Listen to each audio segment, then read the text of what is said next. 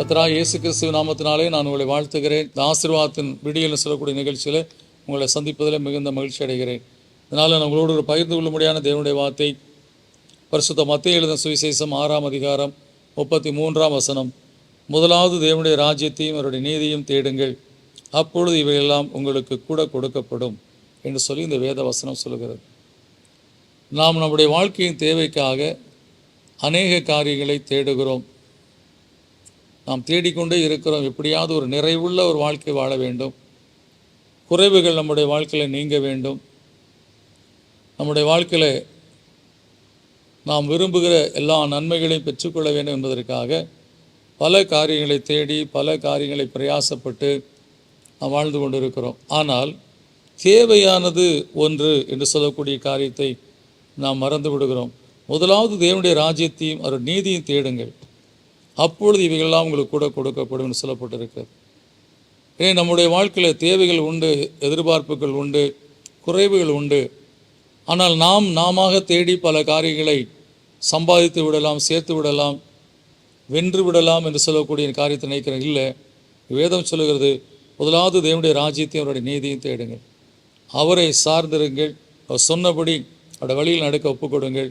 உங்கள் வாழ்க்கையில் எல்லா நிலைகளிலும் கர்த்தர் ஆசீர்வாதத்தை கொடுத்து குறைவில்லாத ஒரு ஆசீர்வாதமான வாழ்க்கை வாழ அருள் செய்வார்.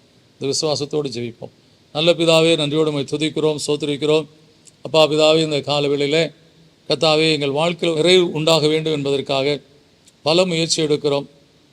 பகலெல்லாம் உழைக்கிறோம், இரவெல்லாம் உழைக்கிறோம், பல காரியங்களை தேடி எப்படியாவது பெற்றுக்கொள்ள வேண்டும் என்று சொல்லி பிரயாசப்படுகிறோம். ஆனால் அதில் ஒரு சோர்வு, ஒரு இழைப்படைந்த நிலை, சில வேளை விரக்தியான ஒரு சூழ்நிலையில் காணப்படுகிறதப்பா.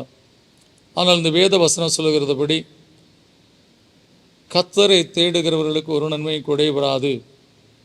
கர்த்தரை தேடி அவருடைய சமூகத்தை நாடி அவரை ஆராதித்து அவருக்கு முதலிடம் கொடுத்து முதலாவது அதை செய்துவிட்டு மற்ற காரியங்களை செய்யும்போது அதில் கர்த்தர் ஆசீர்வதிக்க நீர் உண்மையுள்ளவராக இருக்கிறீரப்பா. வேலை தேட வேண்டும், வேலைக்கு போக வேண்டும், வயலில் போய் விதைக்க வேண்டும், எல்லாம் உண்டு. ஆனால் எல்லாவற்றையும் செய்வதற்கு முன்பாக உம்மை நோக்கி பார்த்து ஜெபித்து உம்முடைய வார்த்தை என்ன சொல்லுகிறதுன்னு சொல்லி அதன்படி நாங்கள் செயல்படும்போது எல்லா ஆசீர்வாதங்களையும் கொடுக்க உண்மையுள்ளவராக இருக்கிறேன்னு சொல்லி வேதம் சொல்லுகிறபடி இன்றைக்கு இந்த காலவேளையில் உங்களுடைய பிள்ளைகள் வாழ்க்கையில் என்னென்ன காரியத்துக்காக காத்து கொண்டு இருக்கிறார்களோ அதெல்லாவற்றையும் கர்த்தாவே முதல்ல உம்மை தேடி அடுத்ததாக அந்த காரியங்களை செய்யும்போது ஆசீர்வாதம் உண்டு என்பதை புரிந்து கொள்ள முடியாது. அவர் வாஞ்சிக்கிற காரியங்களை அவர் கொடுத்த ஆசீர்வாதத்திலும் பிதாவே, இயேசுவின் நாமத்தில் கேட்குற நல்ல பிதாவே, ஆமேன். நீங்கள் வேலை செய்யுங்க, உழைங்க, போங்க, காரியங்களாம் செய்யுங்க. ஆனால் எதை செய்கிறதுக்கு முன்பாக கர்த்தரை தேடுங்க, ஜெபம் பண்ணுங்க, ஒப்பு கொடுங்க. கர்த்தர் எல்லாத்தையும் வாய்க்க பண்ணுவார். God bless you.